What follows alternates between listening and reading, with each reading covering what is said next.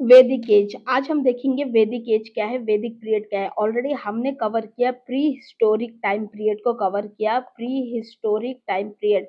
Okay, वहां पर मैंने कहा, बताया, यहाँ तक कि टाइमलाइन से भी मैंने समझाया कि कैसे हिस्ट्री एमर्ज हुआ, कैसा लोग एमर्ज हुए। पहले लोग हंटिंग गैदरिंग करते थे, उसको palaeolithic, Mesolithic, Neolithic time period. फिर नियोलिथिक एक ब्राइटेस्ट फेज जहां पर लोग थोड़ा अच्छा से कॉपर ऊपर यूज करना सीख गए थे, कॉपर का इंस्ट्रूमेंट बनाना सीख गए थे। वहां से कुछ लोग थोड़ा सिविक सेंस ला दिए और वहां से एक सिविलाइजेशन का उत्पत्ति हुआ।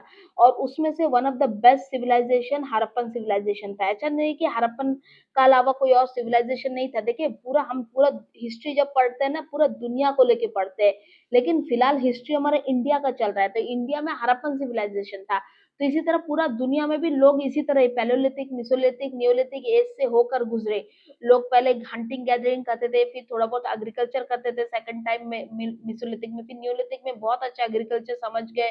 ठीक है। और उसके बाद के लोग क्या है, सिविक सेंस डेवलप कर दिए। तो यहाँ पर जैसे इंडिया में इंडिया यानी कि इंडियन सब कॉन्टिनेंट में हड़प्पन सिविलाइजेशन का डेवलपमेंट हुआ। उसी तरह हड़प्पन सिविलाइजेशन, जिस तरह हड़प्पन सिविलाइजेशन इंडिया में डेवलप हुआ, उसी तरह प्रशिया यानी कि आज के डेट का ईरान, ईरान में कौन सा सिविलाइजेशन था, मिसोपोटामिया सिविलाइजेशन था। ठीक है। उसी तरह नाइल रिवर के पास एक सिविलाइजेशन था, उसको इजिप्टियन सिविलाइजेशन बोलते हैं, इजिप्टियन सिविलाइजेशन। ओके।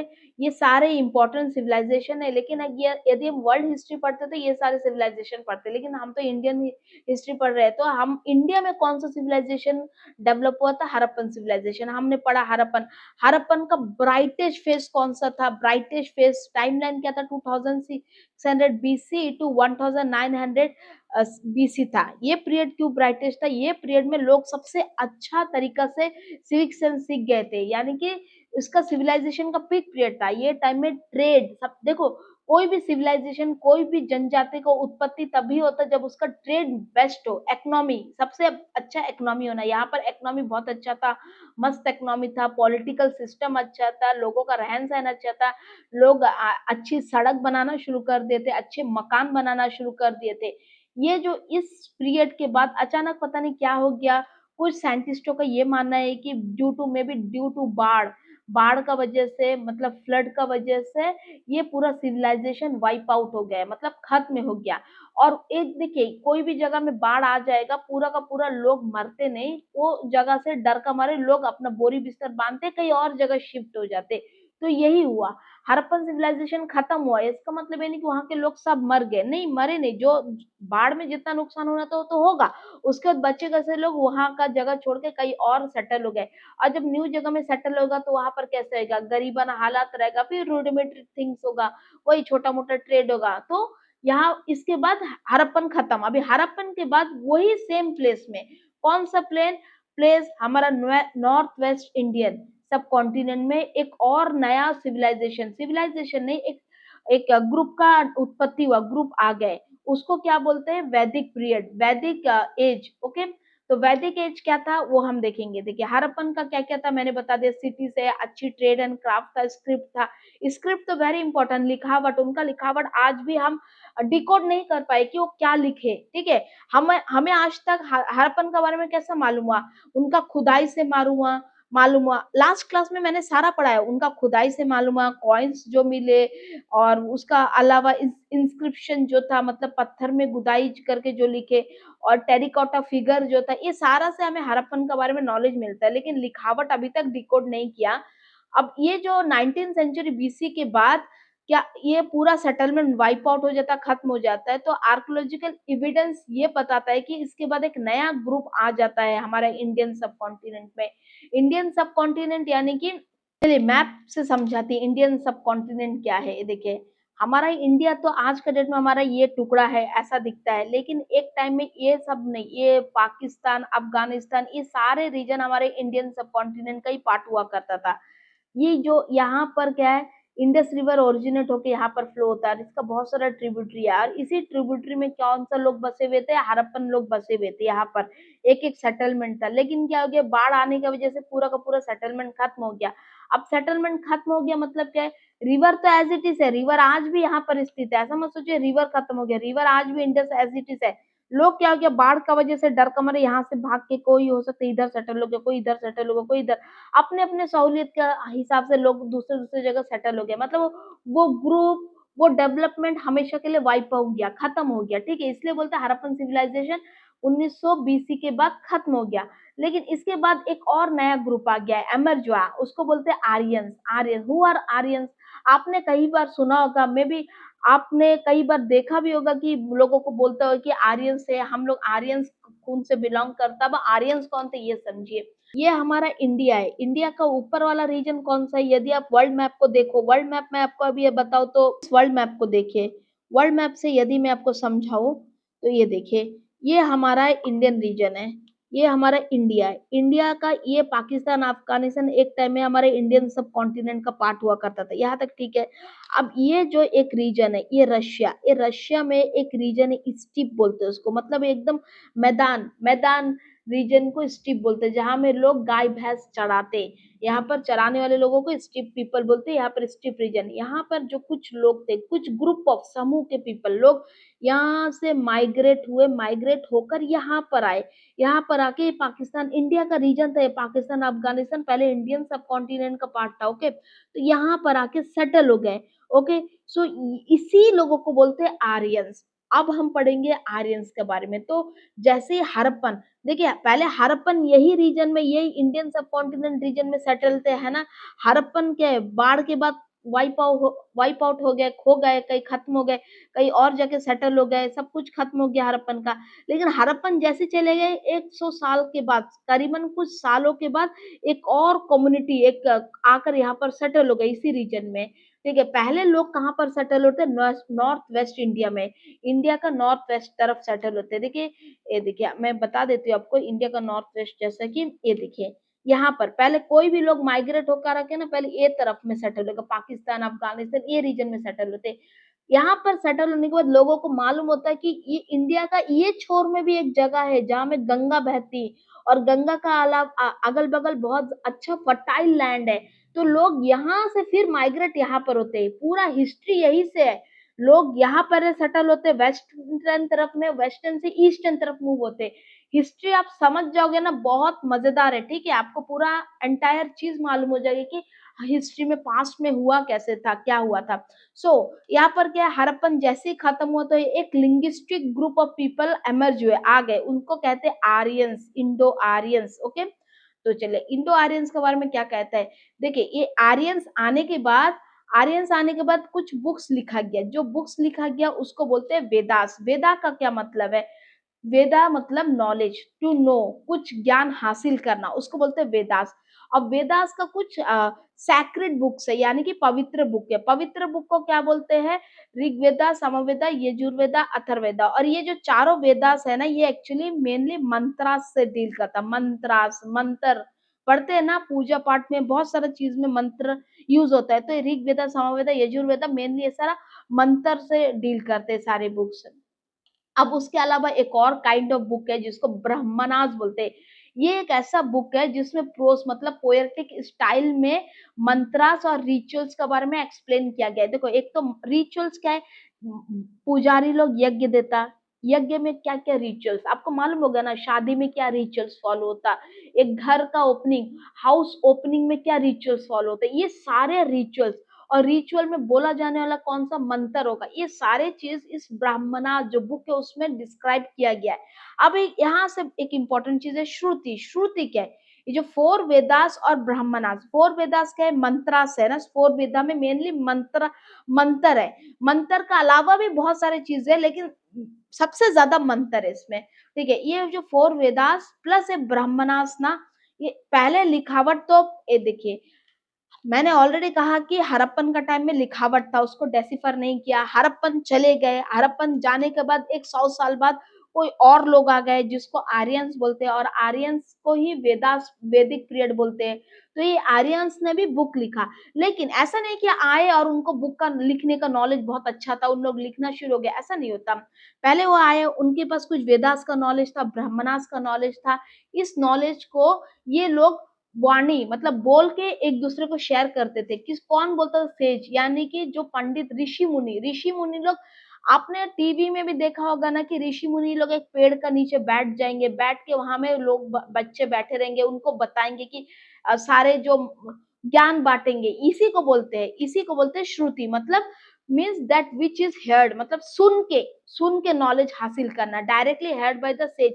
मतलब ऋषि मुनि बताएंगे, उनसे सुना जाता। देखिए ये जो ब्राह्मणास और वैदिक बुक है, ये लिखाई में आने से पहले, रिटर्न में आने से पहले कई सालों तक, कई हजारों सालों तक ये सिर्फ ओरली चला गया। ओरली ये एक ग्रुप से दूसरे ग्रुप तक ट्रांसफर हुआ। होप सो कि आप समझ पाए ये चीज। पहले वाणी का थ्रू, पहले एक एक जो सेज है, जो एक ऋषि मुनि ने दूसरा को कहा, बच्चे लोग को कहा, उसमें से कोई एक ऋषि बना, फिर वो दूसरा आगे सिर्फ वाणी का थ्रू पास होता गया। ठीक है, उसको बोलते हैं श्रुति। फोर वेदास और ब्रह्मणा को श्रुति के थ्रू पास किया गया, फिर बाद में इसको लिखा गया। ओके, अब देखिए ऋग्वेदा, इनका सबसे इंपॉर्टेंट बुक कौन सा है? ऋग्वेदा, सामवेदा, यजुर्वेदा और अथर्ववेदा। ऋग्वेदा क्या है? ये ऋग्वेद एक ऐसा बुक है जिससे जिसको पढ़ के मालूम होता है कि ये जो वैदिक पीपल है ना, ये जो इंडो आर्यन पीपल, जिसको वैदिक पीपल ही बोलते हैं, याद रखे वैदिक पीपल कोई और नहीं, इंडो आर्यन को ही वैदिक बोलते हैं, लेकिन इनका टाइम में वेदास लिखा गया करके इनको वैदिक पीपल बोलते हैं। लिंक इतना ही है। तो ये जो वैदिक पीपल का जो ईयरली लाइफ, देखिए कोई भी लाइफ का ना दो पार्ट होता है। जैसा हमारा एक क्या होता है, एक बचपन का पार्ट, एक बुढ़ा जवानी का पार्ट, एक बुढ़ापा का पार्ट। इसी तरह वैदिक जो पीपल का जो लाइफ है ना, उसको दो पार्ट में डिवाइड कर दिया गया, एक ईयरली और एक लेटर। क्यों डिवाइड किया? इसमें बहुत बड़ा रीजन है डिवाइड क्यों किया, ये हम आगे पढ़ेंगे। तो जो ईयरली फेज था ना, इससे इसमें क्या था, ईयरली फेज में लोग कैसे रहते थे, उनका खान पान क्या था, उनका जिंदगी का लिविंग स्टाइल क्या था, उन क्या लैंग्वेज बोलते थे, ये सारे चीज हमें ऋग्वेदा से मिलता है। और इसके अलावा इसमें हाइम्स भी है, जिसको जो गॉड्स को प्रे करने के लिए, प्रेयर के टाइम में यूज किया जाता था, गाना का तरह गाया जाता था। प्रेस प्रे हैम्स आर संग इन प्रेस ऑफ वेरियस गॉड, मतलब जो भगवान था उनको खुश करने के लिए, उनको प्रेस करने के लिए हैम्स को गाना का तरह गाया जाता था। नेक्स्ट है समवेदा। समवेदा, इसमें जो वर्सेस है ना, ये ऋग्वेदा से ही लिया गया, बहुत सारा वर्सेस ऋग्वेदा से ही लिया है, और इसको पोएटिक फॉर्म में अरेंज किया गया। पोएट समझ रहे हो ना, एक लाइन टू लाइन, और इसको गाना का तरह गाया जाता था। डूरिंग सैक्रिफाइस, जब भी बलि, बड़े बड़े उस वक्त क्या होता था ना, जो जानवरों का बलि दिया जाता था, आज भी बलि सिस्टम है, वो उस वक्त भी हुआ करता था। जब जानवरों को बलि दिया जाता था, जिसको योजना भी बोलते हैं, इस वक्त ये जो समवेदा में लिखा गया वर्सेस है ना, जो पोएटिक लाइन वर्सेस है, इसको गाया जाता था। तो ये समवेदा को क्या बोलते हैं? इंडियन क्लासिकल म्यूजिक का जो फाउंडेशन भी बोलते हैं, Indian classical music. Okay, Indian classical music कहाँ से आया? तो ये समवेदा से आया, याद रखिएगा। ओके, तो चलिए नेक्स्ट क्या था? यजुर्वेदा। ये मेनली रिचुअल से डील करता। रिचुअल समझ गए ना? रिचुअल्स यानी देखिए बलि देने का टाइम, हवन का टाइम, पूजा का टाइम, गृह प्रवेश का टाइम, बहुत सारा टाइप टाइप का प्रेयर्स होता है, वो सब का टाइम कौन सा रिचुअल्स फॉलो होगा, वो सारी चीज यजुर्वेदा में है। और अथर्ववेदा, अथर्ववेदा में ये मैजिक का बारे में, मैजिक मतलब क्या है? मैजिक आप समझ पा रहे हो ना, तांत्रिक मंत्रिक से डील करता है अथर्ववेदा, तंत्र से। ओके, अब ओल्डेस्ट जो वैदिक टेक्स्ट है वो सोशल और कल्चर डेवलपमेंट के बारे में दिखाता है, रिफ्लेक्ट करता है। सो इसीलिए हम लोग वेदास पढ़ते हैं। वेदास हमें बताता है कि जो ऋग वैदिक पीपल थे, जो आर्यंस थे, उनका सोशल कल्चरल क्या, वहां पर क्या सिस्टम था, सोसाइटी कैसा चलता था, उनका कल्चर क्या था। किसी भी इंसान का कल्चर जानना बहुत जरूरी है। ओके, हिस्ट्री पढ़ना है तो। जैसे कि आज का डेट में हम दूसरे रिलीजन का कल्चर जानते हैं, जैसे कि मुस्लिम्स का कल्चर मालूम होगा, क्रिश्चियंस का कल्चर मालूम होगा, हिंदुइज्म का कल्चर मालूम हो जाएगा। तो ये सारे कल्चर क्या है, ये सारे इस वक्त, अब ये जो वैदिक पीरियड थे, इनका टाइम में क्या कल्चर था, ये भी तो जानना जरूरी है ना। तो ये हमें वैदिक बुक से मिलता है। वैदिक बुक क्या है? ऋग्वेदा, समवेदा, यजुर्वेदा और अथर्ववेदा। अथर्ववेदा तो मेनली मैजिक से डील करता, मतलब तंत्र मंत्र से डील करता।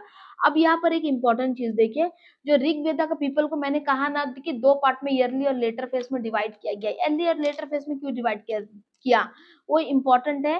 देखिए, ये जो हड़प्पन था, हड़प्पन मैंने क्या कहा, इसका ब्राइटेस्ट फेज कब था? 2600 बीसी टू 1900 बीसी। उसके बाद एक 200 से 300 400 साल बाद कौन आया, ये आर्यंस आए। आर्यंस कहाँ से आया, मैंने कहा सेंट्रल एशिया से, स्टीप रीजन ऑफ क्या कौन सा है, रशिया के स्टीप रीजन से आए। ओके, तो आर्यंस का जो पहला जो ईयरली जो वैदिक पीरियड, अर्ली वैदिक यानी अर्ली आर्यन पीरियड को मिला ये टाइमलाइन में ईयरली आर्यन पीरियड रहते थे, आर्यन लोग रहते थे। इसके बाद 1000 बीसी से लेकर 600 बीसी से लेटर आर्यन लोग रहते थे, लेटर पीरियड, क्योंकि ईयरली में उन लोग रॉ थे एकदम, जैसे सेंट्रल एशिया से जैसा आए थे वैसे ही रहते थे, उनमें ज्यादा डिस्टिंग्विश नहीं था, ज्यादा प्रॉब्लम नहीं था। लेकिन ओवर ए पीरियड इनका बीच में बहुत सारा प्रॉब्लम्स आने लगे। सो इनका जो डेवलपमेंट था ना, आर्यंस का जो डेवलपमेंट को दो भागों में बांटा गया, ईयरली और लेटर। अब देखिए आर्यंस का है, जो वैदिक बुक को लिखा गया, वैदिक बुक को लिखने वाला लोग आर्यंस है। ऑथर ऑफ द वैदिक हाइम्स आर आर्यन। आर्यंस क्या है, देखिए मैंने कहा linguistic group of people who spoke Indo European language. ये लिंग्विस्टिक ग्रुप ऑफ पीपल है जो इंडो यूरोपियन लैंग्वेज बोला करते थे, क्योंकि यूरोपियन रीजन से थे। यूरोपियन यानी कि हमारा इंडिया, इंडिया के हमें रशिया, रशिया का ईस्टिप रीजन से आकर इंडिया का यहाँ पर आकर सेटल हो गए। ओके, और इसी इंडो यूरोपियन लैंग्वेज से ही संस्कृत लेटर डेवलप हुआ। बाद में संस्कृत किससे बना, इंडो यूरोपियन लैंग्वेज से बना।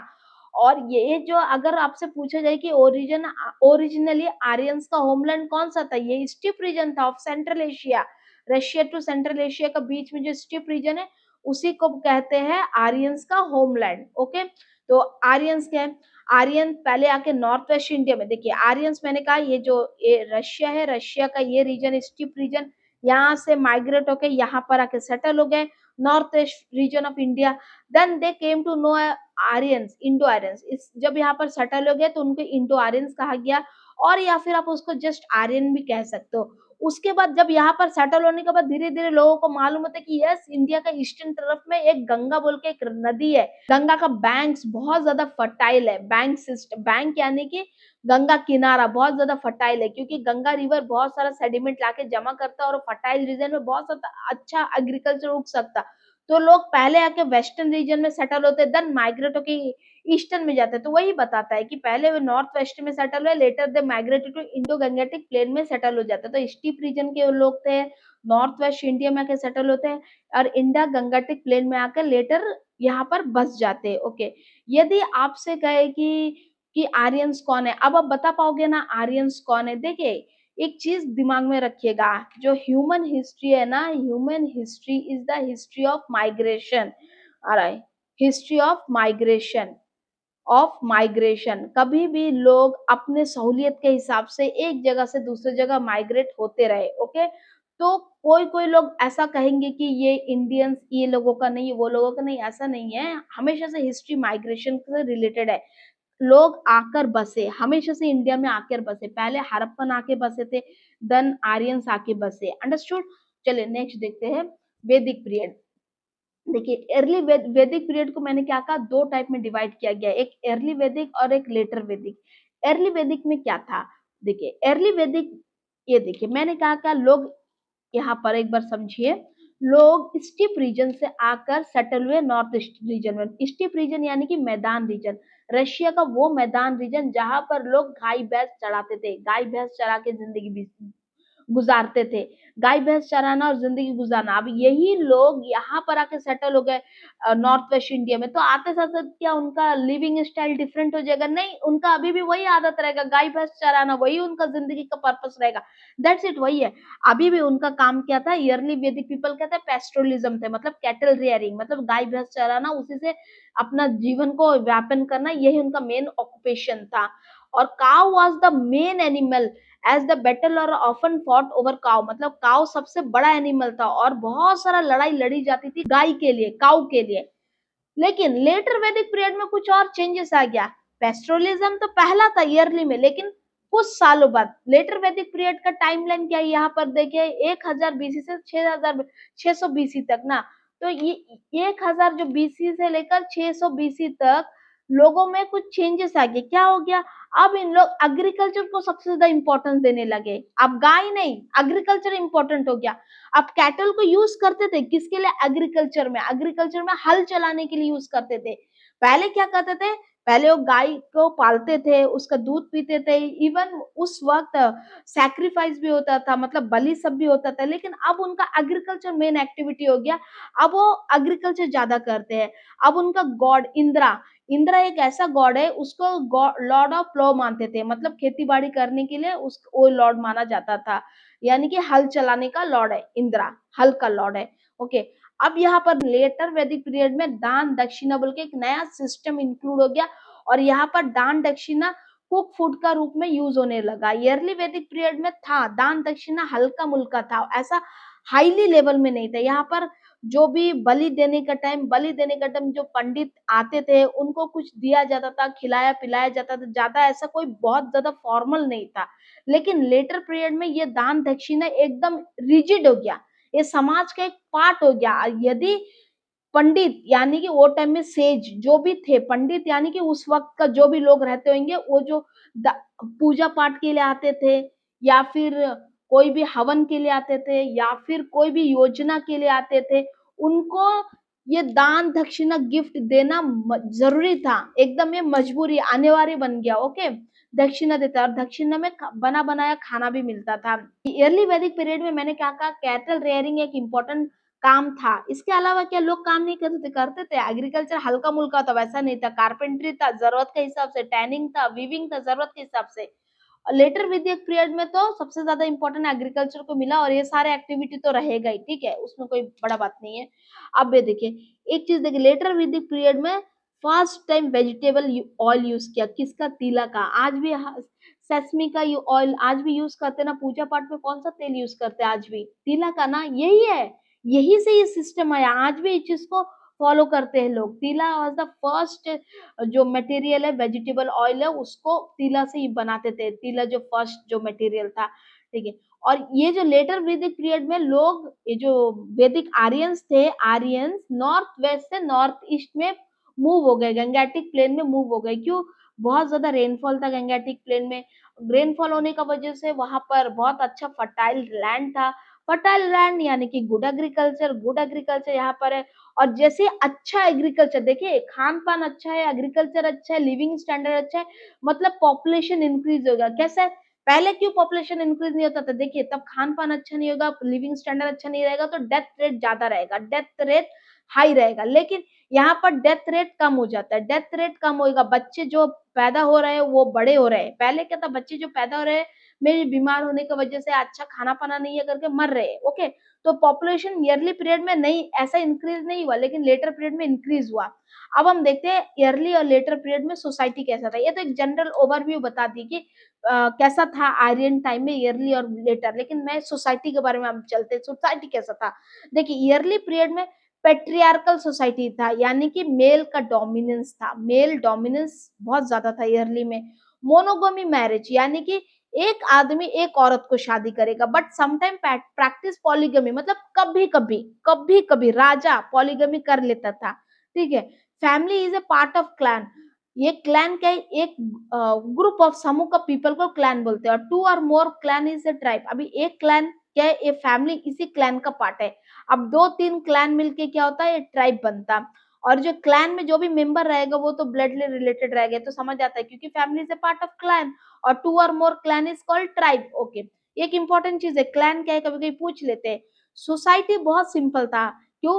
क्योंकि अभी अभी ये early Vedic period central Asia से आकर माइग्रेट होकर नॉर्थ वेस्ट इंडिया में जस्ट अभी अभी सेटल हुए, तो अभी ये इनइक्वालिटी करने के इतना अभी औकात आया नहीं था। में भी अभी ये लोग सिंपल थे, एकदम इक्वल सोसाइटी था, लोगों को बराबरी का हक था, सोसाइटी बहुत सिंपल था, कास्ट सिस्टम नहीं था। ये बात क्यों कहा? क्योंकि लेटर पीरियड में कास्टिज्म आएगा। ओके, उसके अलावा सोसाइटी में पहले क्या था? Varna as a colour was the main difference between Vedic and non Vedic people. इसका मतलब समझिए क्या है। देखिए, जो सेंट्रल एशिया से लोग आए थे ना, यहाँ पर मैं मैप से समझा देती हूँ। यहाँ पर देखिए, जो सेंट्रल एशिया से लोग यहाँ पर आके जमा हुए थे, सेंट्रल एशिया के लोग ना बहुत ज्यादा फेयर थे। सोचिए, ये फेयर लोग आए यहाँ पर आके जो सेटल हो गए, इन लोग हमेशा से फेयर थे। और यहाँ का जो इंडिजिनियस, इंडिया में ऐसा नहीं है लोग नहीं रहते थे, रहते थे इंडिजिनियस पीपल। जो इंडिजिनियस पीपल थे वो थोड़ा ब्लैक थे, डार्क थे। तो वरना जो बोला गया है ना, वरना वरना यानी कि जो कास्ट सिस्टम, जो डिफरेंस, कास्ट नहीं है, हमें अभी तक कास्ट नहीं आया ईयरली पीरियड में, ओनली जस्ट ए, वरना यहाँ हमें कलर को बताता है। ये जो colour is the main distinguish between Vedic and non Vedic people. यदि कोई फेयर दिखा जाता तो इजीली पता कर लेते थे वो वैदिक लोग हैं, उस वक्त वो सेंट्रल एशिया से माइग्रेट होकर रहते हैं। और वही जगह थोड़ा ब्लैक डार्किश पीपल है तो वो माना जाता था कि वो माना नहीं, हकीकत यही था कि वो इंडियन रीजन का इंडिजिनियस पीपल थे, मतलब वहां के मूल निवासी थे। Okay, respected position of women, women का बहुत अच्छा पोजीशन था। इंपॉर्टेंस ऑफ सभा एंड समिति, देखिए सभा और समिति का क्या मतलब है। आज भी सभा और समिति बहुत ज्यादा यूज होता है पंचायत में। पंचायत सोचिए उस वक्त ये चीज था, पंचायत, पंचायत। अब देखिए सभा समिति के पंचायत में क्या होता है, एक प्रधान रहता, प्रधान का अंडर में बहुत सारा मेंबर्स रहता, मेंबर। अब क्या होता, पंचायत में एक दिन मीटिंग बुलाया जाता, महीना में, साल में, लोग वहां पर जमा होते, प्रधान से सवाल करते, मेंबर से सवाल करते, इसको क्या कहते हैं, सभा समिति। मतलब ग्रुप ऑफ पीपल जमा होंगे और जो ये जो सोसाइटी का जो हेड रहेगा ना, हेड आएगा, आकर उससे सवाल करेगा कि हमारा गांव में ऐसा प्रॉब्लम है, आप सॉल्व करिए, ऐसा समझ में है। तो सभा और समिति वेरी इंपॉर्टेंट। सभा और जब समिति होगा ना, तब वहां का जो राजा, किंग होगा, राजा सिस्टम अभी तक हुआ नहीं, लेकिन वहां पर जो भी हेड ऑफ द सोसाइटी रहेगा वो अकाउंटेबल रहेगा, मतलब उसको डर रहेगा, अरे हम काम नहीं करेगा तो पब्लिक मेरे से सवाल करेगा। तो ये बहुत इंपॉर्टेंट चीज है। सोचो वो टाइम में ये डेमोक्रेटिक सिस्टम चलता था। ये था अर्ली वैदिक का सोसाइटी। अब हम लेटर वैदिक का सोसाइटी में क्या स्टार्ट हो गया हम देखते हैं। लेटर में क्या हो गया, लोगों को बहुत ज्यादा नॉलेज आ गया इंडिया में रहते हुए। अब वो नॉर्थ ईस्ट से, सॉरी नॉर्थ वेस्ट से, यहाँ से नॉर्थ वेस्ट से नॉर्थ ईस्ट तरफ तो मूव हो गए। अब उनके अंदर इनइक्वालिटी बढ़ गया, इनइक्वालिटी समझ रहे हो ना, डिफरेंस बढ़ गया। अमीर गरीब, पुअर रिच, काला गोरा, ये सारा डिफरेंसेस इनका अंदर बढ़ गया। अब यहाँ पर देखिए, the warrior, priest and ordinary people are the तीन main section of the Rigveda था। ये वॉरियर था जो लड़ाकू, लड़ने वाले, प्रीस्ट तो मालूम है ना, प्रीस्ट पंडित सारे योजना में आते थे, और ऑर्डिनरी पीपल ये मेन सेक्शन में था। ये इनिशियली था लेटर वैदिक में, लेकिन थोड़ा लेटर पीरियड में यहाँ में एक शूद्रास बोल के एक नया प्रजाति आ गया। शूद्रास लोग ही है, लेकिन एक नया ग्रुप आ गया, और इसको यही से मालूम होता है कि कास्ट सिस्टम आ गया, कास्ट डिवीजन हो गया। सो ओवर ए पीरियड, पहले तीन सोसाइटी में तीन ए था, देखिए वॉरियर था, प्रिस्ट था, ऑर्डिनरी पीपल था। थोड़े समय बाद शूद्रास का दिखाई दिया कि शूद्रास बोल के कम्युनिटी एमर्ज हो गया। उसके बाद पूरा सोसाइटी चार भागों में डिवाइड हो गया। ब्राह्मणास, ब्राह्मणास कौन रहेगा आप बताइए, priest are the Brahmanas. Okay, ये सबसे ऊपर ब्राह्मीण। अभी बोलते हैं ना आज के डेट में ब्राह्मण, कौन है ब्राह्मण, यही से आया ब्राह्मण। ओके, कस्ट्रिया, कस्ट्रिया कौन है, जो राजा थे, राजा लोग जो लड़ते थे। ओके, वैश्यास जो बिजनेस करते थे, और शूद्रास एकदम निचला जात, कह दिया शूद्रास निचला जाते हैं। ओके, ये caste system letter Vedic period में आया। अब एक चीज देखिए, मैंने क्या कहा, पहले मोनोगेमी होता था, मतलब लोग एक ही शादी करते थे, एक आदमी के एक औरत। बहुत रेयरली पॉलीगेमी होता था। अब क्या हो गया कि पॉलीगेमी बिकम कॉमन, मतलब हर दूसरा बंदा दो दो तीन तीन शादी कर रहा है, पॉलीगेमी एकदम कॉमन हो गया। Restriction to the women appear, मतलब औरतों में रिस्ट्रिक्शन डाल दिया। कैसा रिस्ट्रिक्शन डाल सकते हैं, औरत को बाहर जाने से रोक दिया। सभा समिति, पहले के औरत सभा समिति में ज्वाइंट होते थे, अब वो रुक दिया। Diminishing of the importance of सभा समिति, देखिए इनिशियली सभा और समिति का बहुत ज्यादा इंपॉर्टेंस था, अब वो खत्म हो गया। मतलब राजा अभी पावरफुल बन गया। देखिए सभा और समिति में लोग आके राजा से सवाल करते थे, अब राजा से सवाल नहीं करेंगे, सभा और समिति जब नहीं रहेगा तो नहीं करेगा, तो राजा क्या हो जाएगा, ऑटोमेटिक डिक्टेटर बन जाएगा। समझ पा रहे हो कैसा डेमोक्रेटिक सिस्टम डिक्टेटरशिप में बदल गया। अब देखिए, increase the sacrifice made Brahmanas very powerful. Later Vedic period में क्या हो गया, सैक्रिफाइस, जो बलि सिस्टम बहुत ज्यादा हो गया। हर चीज में लोग बलि देने लगे। बच्चा पैदा हो गया, बर्थ हुआ, बलि दे दो। शादी हो रहा है, बलि दे दो। घर का ओपनिंग है, बलि दे दो। कुछ भी होता है बलि। अब हर काम में जब बलि का सिस्टम आने लगा, तो बलि देने तो कोई आम आदमी नहीं जाएगा, कौन जाएगा, प्रिस्ट जाएगा। प्रिस्ट जा रहा है। अब प्रिस्ट जा रहा है तो उसको दान दक्षिणा मिलेगा। यहाँ पर मैंने कहा कि दान दक्षिणा मिलने लगा, यहाँ पर कहा ना दान दक्षिणा गिफ्ट, और गिफ्ट लेटर पीरियड में जबरन वाला चीज हो गया कि हर किसी को गिफ्ट देना है। अब जितना बलि, बलि यानी सैक्रिफाइस सिस्टम बढ़ गया, ब्राह्मणा जो प्रिस्ट का स्टेटस उतना ज्यादा हो गया, प्रिस्ट अभी पावरफुल बन गया। अभी नेक्स्ट देखिए, Kshatriyas along with Brahmanas control the society. देखिए कास्ट्रियस का तो जरूरत है ब्राह्मणा को, क्यों? ब्राह्मण्स तो प्रिस्ट है, ये तो सारा बलि को बलि देकर सोसाइटी में अपना कंट्रोल जमाने लगा, और इनके पास और एक पावर रहता है कि गॉड का पावर, बोलेंगे हमारा गॉड से डायरेक्ट कांटेक्ट हो रहा है तो हम सुप्रीम है। और कास्ट्रियस का क्यों जरूरत है ब्राह्मणस को? ये देखिए लड़ाकू है, मतलब अपना ट्राइब्स को दूसरे से बचाते, तो एक कास्ट्रियस का इंपॉर्टेंस है। वैश्यस का ये लोग कॉमन पीपल है, एग्रीकल्चर में एंगेज रहते थे। Brahmanas and Kshatriyas depend on tribute and gift of Vaishyas. जो एग्रीकल्चर में जो वैश्यस काम करते थे, ये एग्रीकल्चर में जो भी प्रोडक्शन होता था, इसमें दान दक्षिणा ब्राह्मणास को भी देना पड़ता था, कास्ट्रियस को भी देना पड़ता था, ठीक है। और ये जो डिवीजन, सोशल डिवीजन में सबसे ऊपर ब्राह्मणास है, देन कास्ट्रियस है। ये वैश्यस ऊपर का दोनों को पालता, समझ रहे हो? ये दोनों को कौन पाल रहा है? वैश्यस पाल रहा है। Now Shudras at the bottom serve above three. Shudra हो सकता, शूद्रास को तनख्वाह दिया जाता, नहीं भी दिया जाता, कभी बुला दिया काम करने के लिए, मतलब एक अजीब सा सोशल डिवीजन आ गया था। और एक इंपॉर्टेंट चीज देखिए, एक एक बुक है ऐत्रेय ब्राह्मणा, इसमें बताया गया है कि जो लड़की जो पैदा होता है ना, लड़की एक फैमिली का दुख का कारण है। लेकिन ये जो ईयरली वैदिक पीरियड में ऐसा कोई चीज नहीं था, वुमेन्स का रेस्पेक्टेबल पोजीशन था, वुमेन्स बहुत अच्छा जिंदगी जीता था। लेकिन लेटर वैदिक पीरियड में ना, औरत जो लड़की बच्चा को ना तकलीफ का कारण बताया गया, और ये चीज कहाँ से मालूम होता है? ऐत्रेय ब्राह्मणास से। ओके, ये था हमारा सोसाइटी के बारे में हमें मालूम हो गया। नेक्स्ट देखते चले रिलीजन। रिलीजन में क्या डिफरेंस था? रिलीजन, अब देखिए, prayer for the physical protection and material gain. Yearly जो वैदिक पीपल थे, जो इनिशियली आए वाले लोग थे, वो गॉड से प्रे करते थे, किसके लिए? ताकि उनको थोड़ा तरक्की हो जाए, मटेरियल गेन हो जाए, और उनको थोड़ा ताकत वाकत आ जाए, ताकि वो दुश्मन से लड़ ले, फिजिकल प्रोटेक्शन। ओके, और मेन गॉड उनका क्या था? देखिए गॉड का भी डिस्टिंग्विश है, इनिशियल उनका कुछ गॉड था, बाद में कुछ और गॉड हो जाता। अब ये जो लोग थे ना, इन लोग कैसा नेचर को प्रे करते थे, मतलब अगर उनको उस वक्त नेचर, जैसे बारिश बहुत ज्यादा जरूरी है, रेन जरूरी है, तो रेन को ये रेन को एक तरह का एक गॉड लिया जाता था। अगर पहाड़ का बहुत ज्यादा जरूरत है तो एक गॉड मान लिया जाता था। मतलब एक है नेचुरल पर्सोनिफिकेशन है। अग्नि एक गॉड था उस टाइम में, वरुणा एक गॉड था, मित्रा एक गॉड था, एक दयुषी एक गॉड था। This reflect the patriarchal nature of the वैदिक सोसाइटी। देखिए ये सारे गॉड ना मेल है। मेल जब गॉड मिला तो इससे मालूम होता था कि ये टाइम में अर्ली वैदिक पीरियड में पेट्रियार्कल सोसाइटी था, मेल का डोमिनेंस था। ये तो मैंने कह दिया ऑलरेडी, यहाँ पर बताया ना, मेल का डोमिनेंस था, पेट्रियार्कल सोसाइटी था। लेकिन एक चीज देखिए, अर्ली वैदिक पीरियड में भले ही पेट्रियार्कल सोसाइटी था, फिर भी वुमेन्स का रेस्पेक्टेबल पोजीशन था, बहुत अच्छा पोजीशन था। और वहां पर बहुत कम ही फीमेल गॉड मिला अर्ली वैदिक पीरियड में।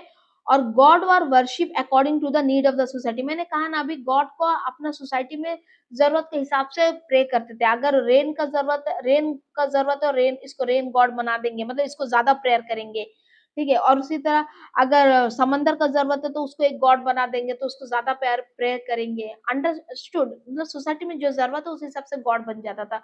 During the early Vedic period there were no temple, ये इंपॉर्टेंट है ना, नो आइडियल वर्शिप, मतलब कोई भी टेम्पल नहीं बना, कोई टेम्पल नहीं बना, और कोई भी मूर्ति पूजा नहीं हुआ। Worship were perform mainly through prayer and sacrifice. मतलब यहाँ पर प्रे, मतलब जनरली जानवरों को लाया जाता था, बलि दिया जाता था, और वही में जो प्रे होता था वही था, मतलब टेम्पल वेम्पल ऐसा कुछ खास बना नहीं था, और ना ही कोई आइडियल बना था। अब नेक्स्ट देखिए, लेटर वैदिक में क्या होता। लेटर वैदिक पीरियड में तो बताया मैंने पहले कि एग्रीकल्चर इंपॉर्टेंस बढ़ गया। एग्रीकल्चर इंपॉर्टेंस जैसे ही बढ़ गया तो इंसान का जीने का तरीका बदल गया। Change in material life of the people lead to the change of religious belief. जैसे ही लोगों का रहने का तरीका बदल गया, उनका रिलीजियस बिलीफ भी बदल गया। ओके, अब क्या, नंबर ऑफ योजना सैक्रिफाइस इंक्रीज हो गया। ये तो मैंने यहाँ में सोसाइटी में बताया ना कि जैसे सैक्रिफाइस इंक्रीज हो गया, ब्राह्मणास का पोजीशन इंक्रीज हो गया, तो यहाँ वही बताते हैं। देखिए सारा चीज एक दूसरे से कनेक्टेड है। यहाँ पर योजना मतलब जैसे बलि योजना, यानी बलि सिस्टम बढ़ गया। यहाँ पर ब्राह्मणा का इंपॉर्टेंस बढ़ गया, ब्राह्मणा को बहुत ज्यादा दक्षिणा मिलने लगा, गिफ्ट मिलने लगा। और यहाँ से क्या हो गया, ब्राह्मणास का सोशल प्रेस्टीज, इंपॉर्टेंट, पावर सबसे ज्यादा बढ़ गया, ठीक है। अब देखिए, और वर्ना सिस्टम, यानी कि क्या है, कास्ट डिस्टिंग्विश बढ़ गया। सबसे ऊपर कौन है, ब्राह्मणा से सबसे ऊपर ब्राह्मणा, then caste, Vaishya, Shudra. Social distinguish एकदम क्लियर कट हो गया, क्लियर कट सोशल डिस्टिंग्विश हो गया। Brahmanas and Kshatriyas occupy the highest position. देखिए सोशल डिस्टिंग्विश में कैसा था, सबसे पहले ब्राह्मणास था, ब्राह्मणास के नीचे हायरार्की में कौन है, कास्ट्रियस है। ये दोनों को कौन पालता है, वैश्यस पालता है। और वैश्यस मेनली एग्रीकल्चर का था, कुछ लोग ट्रेड करते हैं, आर्टिजन इसका मेन काम है, craft. Okay, Brahmanas Kshatriyas depend on tribute, gift and taxes paid by the Vaishyas. ये तो आप पहले ही बता दिए कि ये ब्राह्मण और कास्ट इसके ऊपर डिपेंड है। और शूद्र ऑक्यूपाई द लोअर पोजीशन, मतलब एकदम निचला पोजीशन शूद्रास को दिया। और इनका मेन ड्यूटी था कि तीनों को सर्व करना, ये ब्राह्मणास को सर्व करना, कास्ट्रियस को सर्व करना, वैश्यस को सर्व करना। और हो सकता है कि सर्व करने का वजह से सर्व करने का बदले इनको कोई पैसा वैसा भी नहीं मिलता होगा, फ्री फंड का सर्व करना होता था, ठीक है। इसलिए एकदम लोअर, इसको लोअर सेक्शन दिया गया, डिवीजन में एकदम लास्ट है शूद्रास। क्लियर कट डिवीजन हो गया सोसाइटी का। अब यहाँ पे देखिए पॉलिटी, हमने देख लिया, सोसाइटी देख लिया, रिलीजियस देख लिया, अभी पॉलिटी में क्या था, सोशल यूनिट इज कॉल्ड जना। जो सोशल यूनिट था ना उसको जना बोलते। जो ट्राइब मैंने कहा है, एक फैमिली, एक क्लैन का पार्ट है, 2 और 3 क्लैन मिलके ट्राइब बनता। और सोशल यूनिट का ये पार्ट ऑफ द जना है, सोशल यूनिट को जना बोलते हैं, मतलब ट्राइब, मतलब group of tribe is known as jana, chief of the jana. अब ये जो पूरा ट्राइब है ना, देखो 2-3 क्लैन मिलके ट्राइब बनता, और ट्राइब और इस सोशल यूनिट को जना बोलते हैं, यानी कि ट्राइब है ना, ट्राइब ही जना है। अब इनका एक लीडर होगा, चीफ, उसको चीफ बोलेंगे। और ये चीफ का मेन काम क्या था, प्रोटेक्ट करना अपने जो ट्राइब को। कहाँ से प्रोटेक्ट करेंगे, देखे इस वक्त ना हमला, दुश्मनों से हमला बहुत ज्यादा होता था, लोग आके सेटल होते थे यहाँ से वहाँ, लोग बेटर अपॉर्चुनिटी, बेटर जगह के लिए इधर उधर भटकते थे, सेटल होते थे।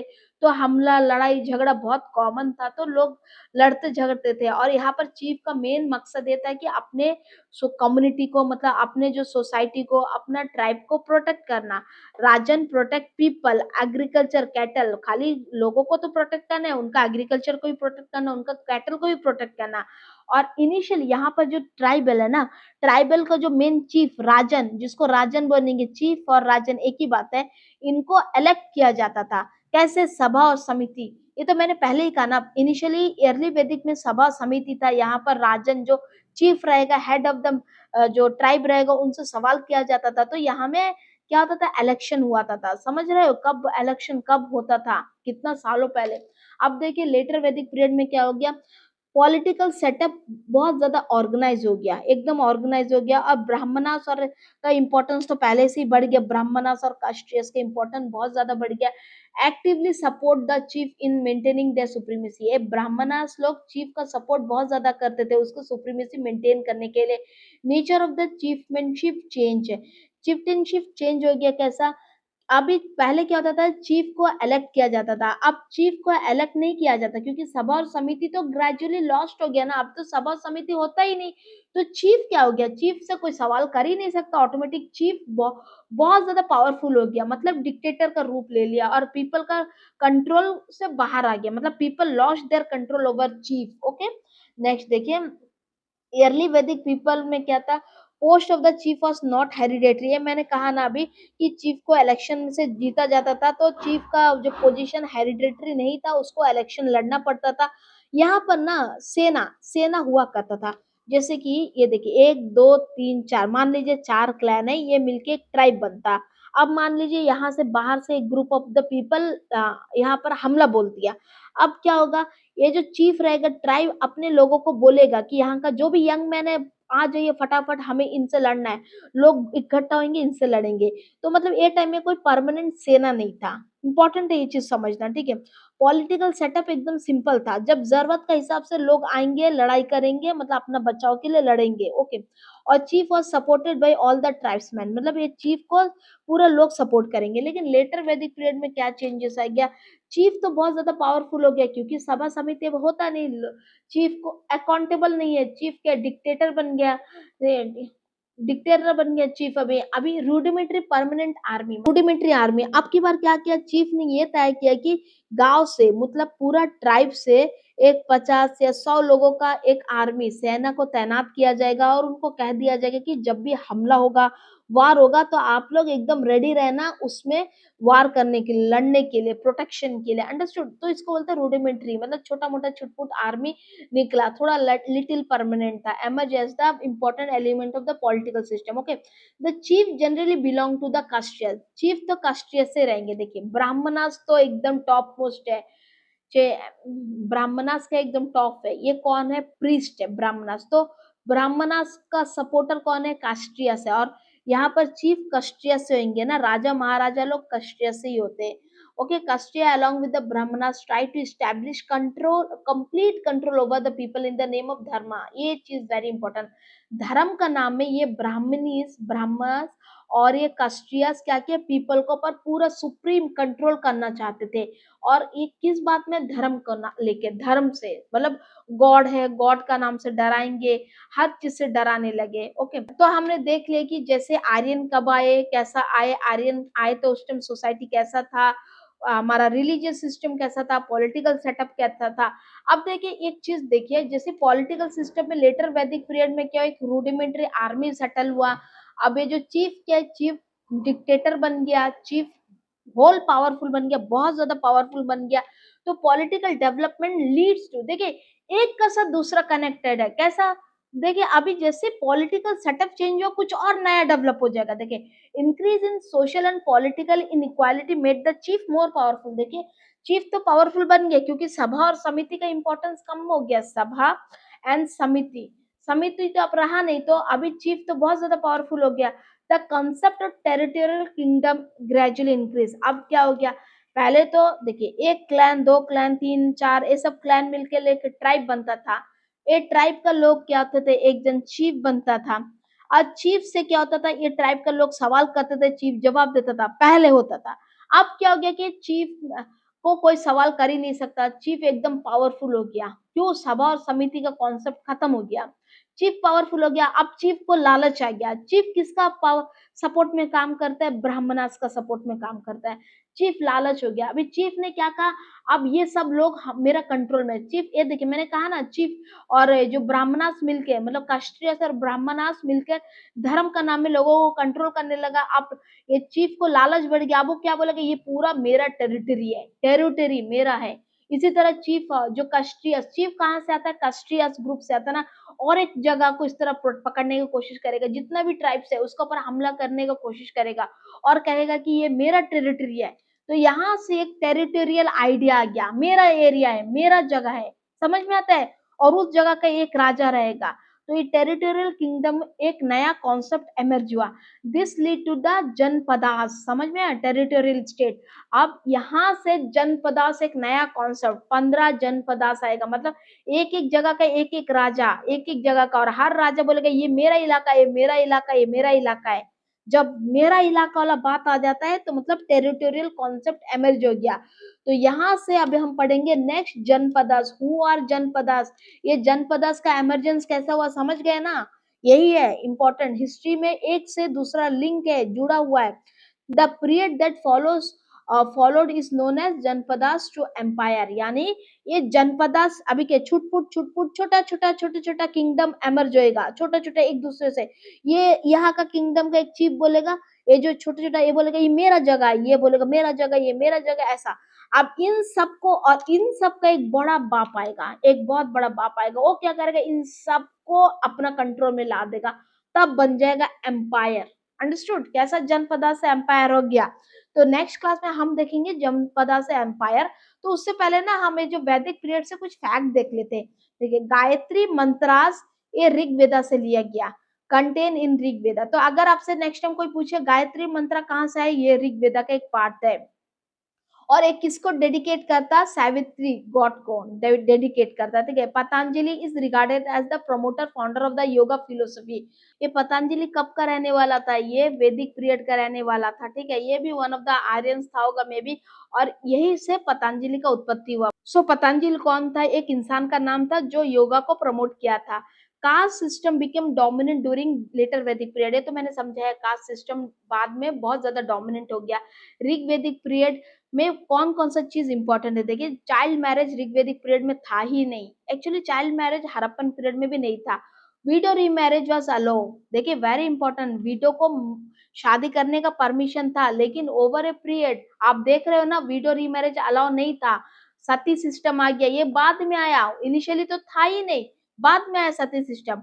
पॉलीगेमी वाज प्रैक्टिस, पॉलीगेमी तो बता देंगे ना, पहले मोनोगेमी था, मतलब एक औरत का एक आदमी, एक आदमी का एक औरत, लेकिन बाद में क्या हो गया कि एक आदमी का 3-4 वाइफ्स होने लगा, तो मतलब पॉलीगेमी प्रैक्टिस होता था। पर्दा सिस्टम ऑफ एब्सेंट, मतलब यहाँ पर कोई भी पर्दा सिस्टम नहीं था, ये सोसाइटी का बात बोल रहा है, ठीक है, ये सारी चीज नहीं था। चाइल्ड मैरिज नहीं था, विडो रिमैरिज था, ये था। पॉलीगेमी प्रैक्टिस होता था, ओके। पर्दा सिस्टम एब्सेंट था, मतलब कोई भी पर्दा सिस्टम नहीं था।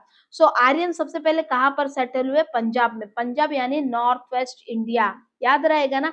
अगर पूछा जाए आर्यन सबसे पहले कहाँ सेटल हुए, ये पंजाब में सेटल हुए, that is north west India.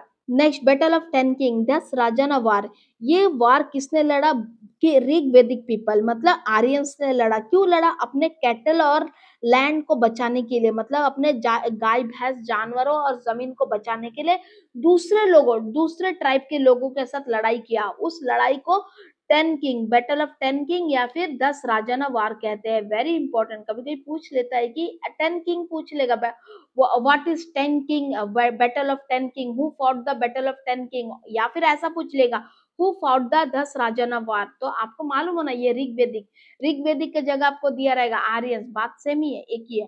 तो नेक्स्ट क्लास में हम देखेंगे जनपदास, जनपदास, ओके, कौन है ये जनपदास, ये जनपदास का एमरजेंस कैसा हुआ, ये तो आप समझ गए ना आज का क्लास में, वेरी इंपॉर्टेंट है, आप समझ जाओगे तो आगे का क्लास समझने और इजी होगा। तो चलिए नेक्स्ट क्लास में हम देखते हैं जनपदास के साथ। वीडियो अच्छी लगी तो लाइक जरूर करें, बहुत ज्यादा मेहनत लगता है आपके लिए इतना अच्छा अच्छा कंटेंट लाने के लिए। तो मुझे पढ़ाना पसंद भी है और हम चाहते हैं कि आप मुझे सपोर्ट भी करें, और हम इसी तरह बहुत अच्छा अच्छा कंटेंट लाएंगे। आपको जो भी टॉपिक से डाउट रहेगा हम उसको डीप टू डीपली आपको समझाएगी, बहुत ज्यादा डीप नहीं, हम हमें पीएचडी तो नहीं करना मैंने कहा, लेकिन हिस्ट्री जानना बहुत जरूरी है। देखिए हम में से बहुत ऐसे लोग होंगे, बच्चे होंगे जिनको हिस्ट्री बिल्कुल नहीं मालूम और सोचते जानना क्यों जरूरी है, नहीं जानना जरूरी है। जब आप हिस्ट्री जानोगे ना, तो कोई भी ना इंसान आप देखोगे रोड में चलते हैं फिरते कोई भी कुछ भी बोल देता, उनको कुछ आइडिया नहीं रहता, आपके पास पुख्ता जवाब रहेगा, यस ऐसा था, ऐसा नहीं था, ओके। दो चीज वेरी इंपॉर्टेंट, देखो आप एग्जाम के लिए प्रिपेयर करो या मत करो, एक हिस्ट्री जान लो, एक पॉलिटी जान लो। आप ये दो चीज जान लोगे ना यार, आपका साथ कोई बहस में जीत ही नहीं सकेगा, याद रखना। आपको बहुत कॉन्फिडेंट भी फील होगा कि आपके पास नॉलेज है, और याद रखना knowledge is power, very important, knowledge is power, ये दो चीज तो हमेशा से रखो।